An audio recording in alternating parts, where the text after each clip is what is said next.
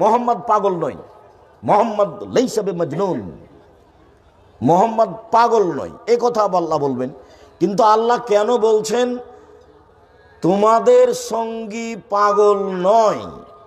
যে লোকটা তোমাদের বাড়িতে আছে, তোমাদের সাথে খায়, তোমাদের সাথে চলে, তোমাদের সাথে ছাগল চড়ালো, গরু চড়ালো, মাঠে ঘাটে গেল, দৌড়াদৌড়ি করলো, সে তোমাদের সাথে আজও আছে, তাকে কেমনে পাগল বলো? একটা না জানা মানুষ যদি এসে বলে আল্লাহ এতজন ছিল, বাদ একটাই, তাহলে না একটা হঠাৎ কথা হয়, এ তোমাদের সাথেই আছে, তোমাদের সাথেই খায়, তোমাদের সাথেই চলে, তোমাদের সাথেই গরু ছাগল চড়ায়, তো এ পাগল হলো কেমনে? ওমা সাহিবুকুম বিমাজনুন, তোমাদের সঙ্গী পাগল নয়। সম্মানিত দিনী ভাই বোন, বিশ্বাসের বিরুদ্ধে কথা বললে মানুষ মেনে নিতে চায় না। বিশ্বাসের বিরুদ্ধে কথা বললে মানুষ মেনে নিতে চায় না। ইনি আপনাদের এলাকার একটা লোক, ভালো ইংরেজি বুঝে, তা আমি বললাম যে উনি ইংরেজি জানেন না, তখন আপনাকে কেমন লাগবে?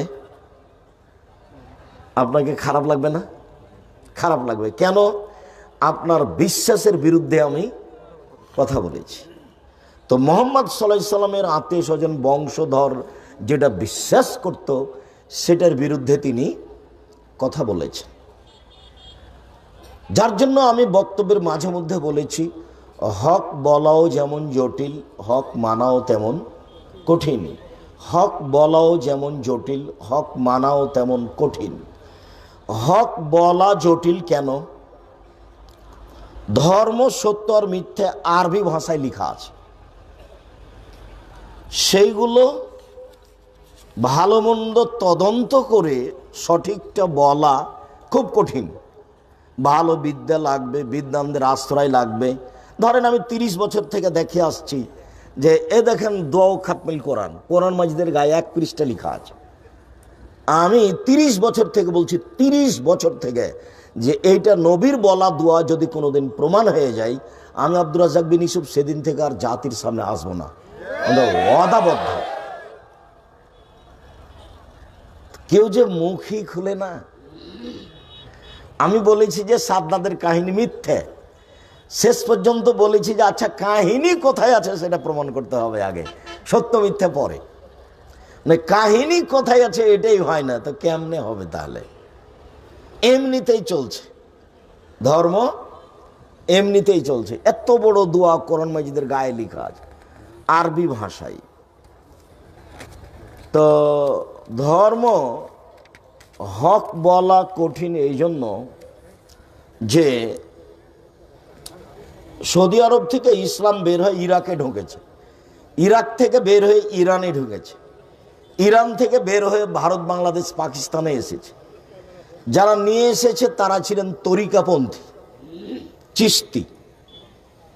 তো যখনই কোনো দল মেনে নেওয়া হয় তখন দলের নিয়ম নীতিও মানতে হয়। তখন সেটা হকের পক্ষে আছে না আছে এইটা বিবেচনা করার মতো পরিবেশ থাকে না। যদি বিবেচনাই করতে পারে বা করে তাহলে আর দলে থাকতে পারবে না।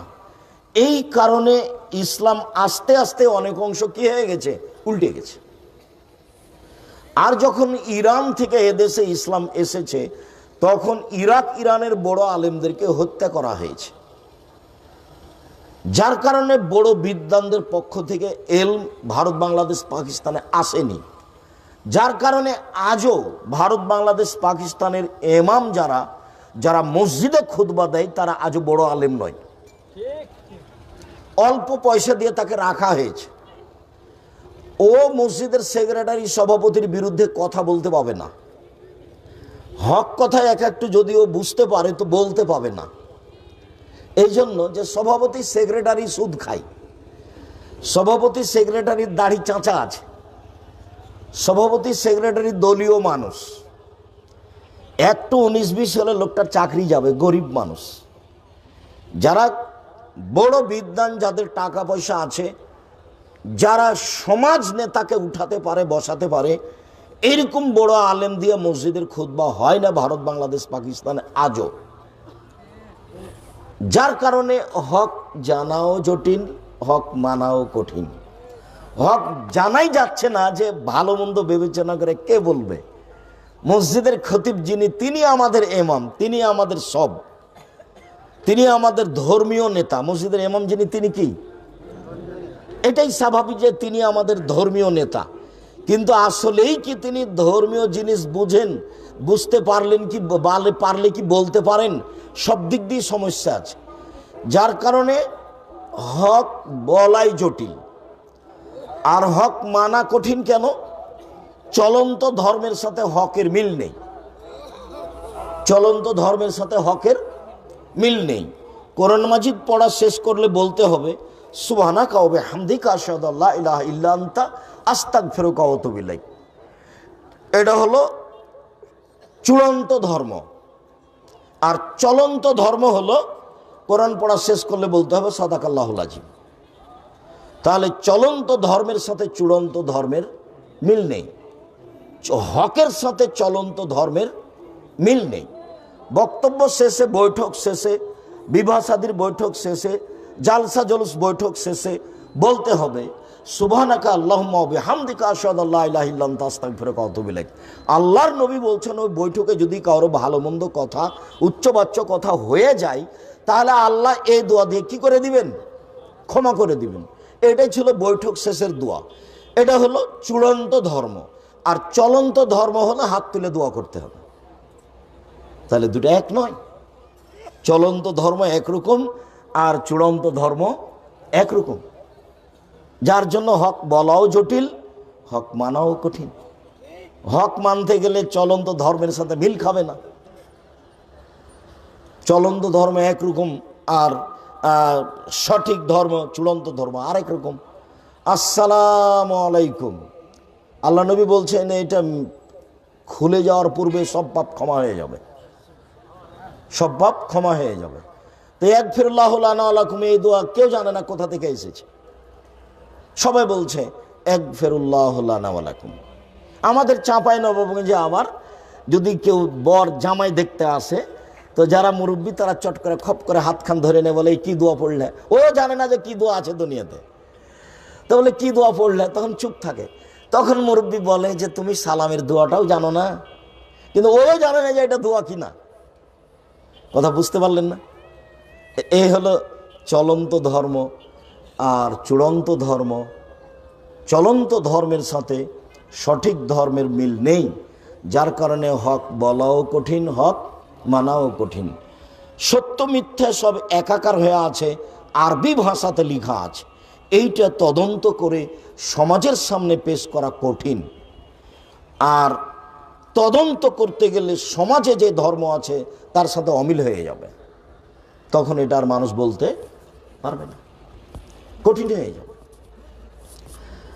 লোকটা মারা গেছে, মারা যাবে মুমূর্ষু অবস্থায়, তখন তার পাশে বলতে হবে লা ইলাহা ইল্লাল্লাহ। আল্লাহ নবী বলছেন লাক্কিনু মাওতাকুম লা ইলাহা ইল্লাল্লাহ। তোমরা মুমূর্ষু ব্যক্তির পাশে লা ইলাহা ইল্লাল্লাহ বলো, এটা আদেশ। আবার বলছেন মান কানা আখিরু কালামিহি লা ইলাহা ইল্লাল্লাহ ফাদাখালাল জান্নাহ। এই ছেলেরা, এই তোমরা আমাদের ছেলেরা যারা, তারা সহযোগিতা করো। যদি বসার জায়গা থাকে ভালো, বসতে হবে আপনাদের।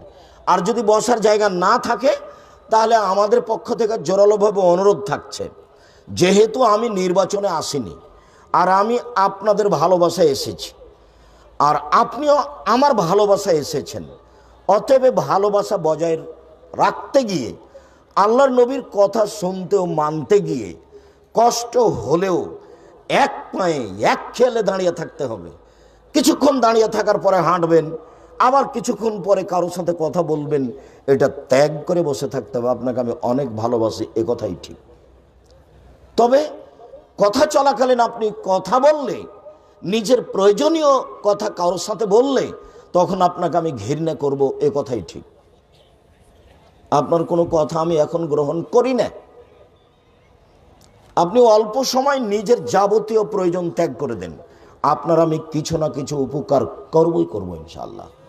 জাতির যদি রাস্তাঘাট করে দিতে না পারি, জাতির যদি স্কুল কলেজ করে দিতে না পারি, জাতিকে চূড়ান্ত সঠিক ধর্ম দিতে পারবো ইনশাআল্লাহ। ধর্মের ব্যাপারে জাতিকে ফাঁকি দিয়ে পরকাল হারাতে রাজি নই। দীর্ঘ 34 বছরে 90 সাল থেকে নিয়ে এখন পর্যন্ত কোনোদিন অপ্রয়োজনীয় বাক্য বলিনি।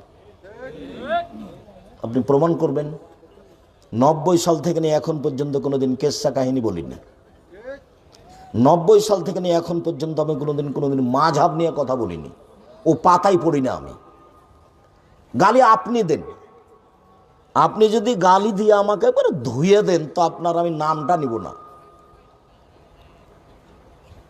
ওটা আপনার কাজ। আমি ওই পাতা পড়ি না। আমার জীবনে আমি সরকার নিয়ে কথা বলতে যাই না, ওই পাতা আমি পড়ি না। উনি ওনারটা জবাব দিবেন, আপনি আপনারটা জবাব দিবেন। আপনি শুধু নিজে বাঁচেন আর পরিবারকে বাঁচান। আর মৌলানা সাহেব নিজে বাঁচুক, পরিবারকে বাঁচাক আর জনগণকে বাঁচাক, ওটা মৌলানা সাহেব দাওয়াত দিবেন। এখন মৌলানা সাহেব দাওয়াত দিতে গিয়ে কি বলছেন সেটা তো ভাববার বিষয়। আল্লাহর নবী বলছেন, বাল্লিগু আন্নী ওয়ালা আয়া, পৃথিবীর মানুষ আমার একটা কথা জানা থাকলে অন্যকে বলো, তবে কথা আমার হতে হবে। আমার একটা কথা জানা থাকলে অন্যকে বলো। ওয়া হাদ্দিসুন বানি ইসরাইল হারাজ, বানি ইসরাইলের কাহিনী বলো, কোনো দোষ নেই, সত্য কাহিনী। ওমান কাযাবা আলাইয়া মুতাআম্মিদান ফালিয়াতাবাওয়া মাকআদাহু মিনান নার। কেউ যদি কোনো কথা আমার নামে বলে, সেই কথা যদি আমার না হয় তাহলে তার থাকার জায়গা জাহান্নাম। কেউ যদি কোনো কথা আমার নামে লিখে কলমে, সেই কথা যদি আমার না হয় তাহলে তার থাকার জায়গা জাহান্নাম। কেউ যদি কোনো কথা আমার নামে বলে, সেই কথা যদি আমার না হয় তাহলে তার থাকার জায়গা জাহান্নাম। জুব্বা যত বড়ই হোক, পাগড়ি যত বড়ই হোক, রক্ষা হবে না। বিচারের মাঠ মানুষ দিয়ে বিচার হবে না, কোনো দল মত দিয়ে বিচার হবে না। মনে রাখা ভালো হবে, মৌলানা সাহেব যেটা মুখে বলেছেন সেটা যদি নবীর না হয় তাহলে মৌলানা সাহেব বিচারের মাঠে টিকতে পারবেন না, এ কথাই চূড়ান্ত। মৌলানা সাহেব যেটা কলমে লিখেছেন সেটা যদি সত্য না হয়, সেটা যদি নবীর না হয় তাহলে মৌলানা সাহেব বিচারের মাঠে টিকতে পারবেন না, এ কথাই চূড়ান্ত। সম্মানিত দিনী ভাই বোন, ধর্মের নামে কেউ যদি সত্য কথা বলে, তদন্ত না করে বলে, সেও মিথ্যুক।